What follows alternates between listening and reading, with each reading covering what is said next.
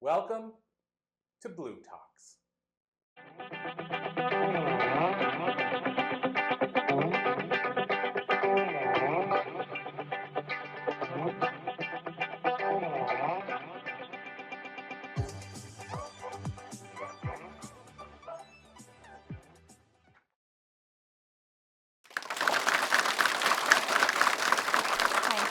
Thank you so much. I'm honored to be here on the stage at Cambridge University. Thank you for spending your time with me. What we're going to be talking about today is how your leadership potential is so vital that just by being here in this room, you are impacting the people around you. I hear a lot of people, they always say, oh, I'm not a leader, I don't own a business, I'm not in charge of this big corporation. You don't have to be. You are a leader right here, right now. If it's not in your home, it's with your spouse, person at the checkout aisle. Just by being here, being you, you are affecting the people around you. Before we continue though, I'd like to start by doing an exercise with you.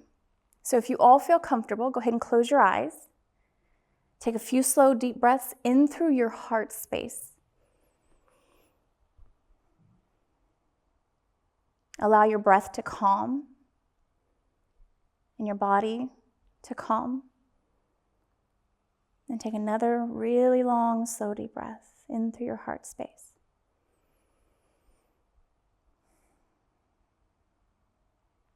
And when you're ready, you can open up your eyes. The heart's magnetic field is 100 times that of the human brain. We can feel it not only in our body, but outside our body. It expands to the people and things around you, and it subtly shifts their state too. Heart-focused breathing increases heart rate variability, so it helps your body all get into sync, all your organs. It helps you be healthier, helps your sleep, helps you communicate better with the people around you because it increases heart-brain coherence. It increases your intuition just naturally, increases your internal strength and your peace and your confidence. Also, because it subtly shifts the people around you, it helps with communication and connection naturally. So you are heart-centered. I once had a coach. She asked me, who speaks love to you? I couldn't tell her though. I had no name. Everybody was around me. They were just rough, aggressive, dominant. I was too. I didn't know anybody who's heart-centered, so that's why they didn't speak love to me. We tend to think that the brain is the smartest part of us. It's not. The heart does. It is. But the reason why we follow our brain is because it has all this information in it, right? Like a computer, but it ingests all your history.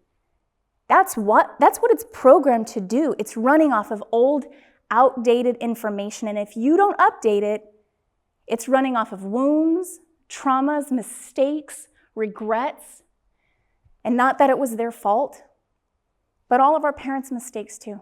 They had no idea. But we can do better. We can change that because we can upgrade it.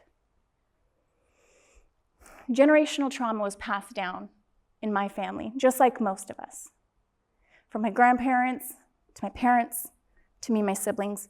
And me and my siblings, we were very aggressive, very violent with each other. But we didn't know better. Programming, trauma, it's like this nasty, disgusting goop that you have inside you. You want to throw it at somebody. Anybody ever heard that word projection? Like when somebody's projecting onto you? It's because subconsciously, we know it's inside us. We want to get rid of it. It's inside your nervous system. Your nervous system is made up of your brain and your spinal cord. And it has nerve endings going all throughout your body. It's amazing and very powerful because it controls your reality, it controls your senses and your identity. This is your experience in life, and it's coding it in old programming. When I was 17, I joined the Marine Corps. Every branch of the military has their jokes, okay? All right, I get it. However, One of the jokes that the Marine Corps has is that people crazy enough to join the Marine Corps, they are either running away from something or they are desperately looking for something else. I was both. While I was there, they taught us to discipline ourselves, to adjust our mindset, to be strong, capable, and confident, but I was already violent and aggressive. It made me harder. That's not what I needed.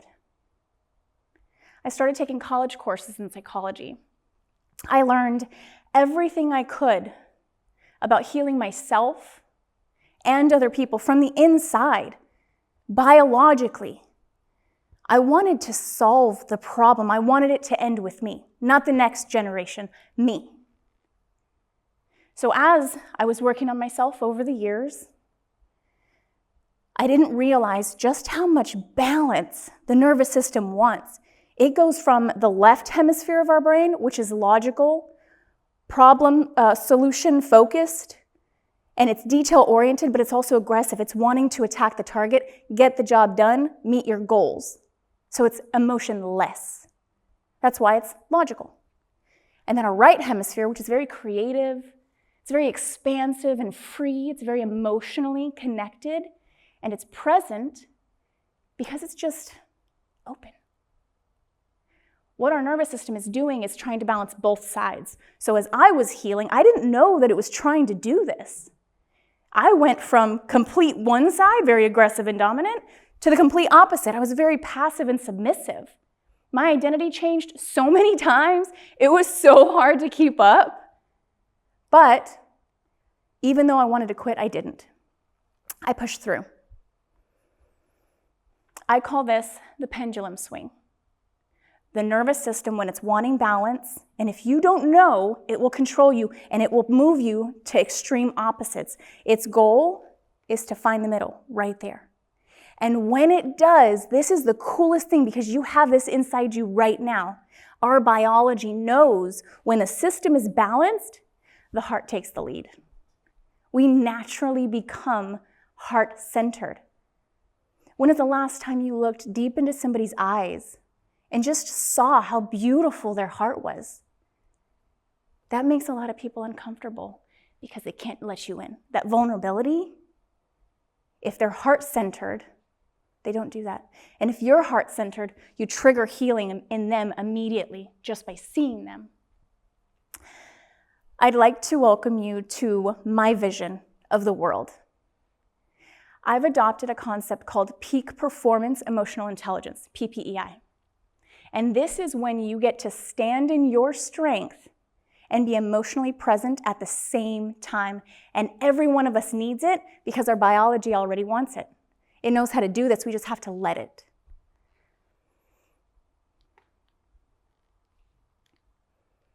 So why, if it's so important, why do so many people suppress it? Well, because it's easy. That stuff's in the past. It was 20 years ago. It doesn't bother me. I got over it. I did talk therapy for it. I've read a self-help book. It's embedded in your nervous system, and that's self-sabotage, keeping you from growing into your potential. It's holding you back.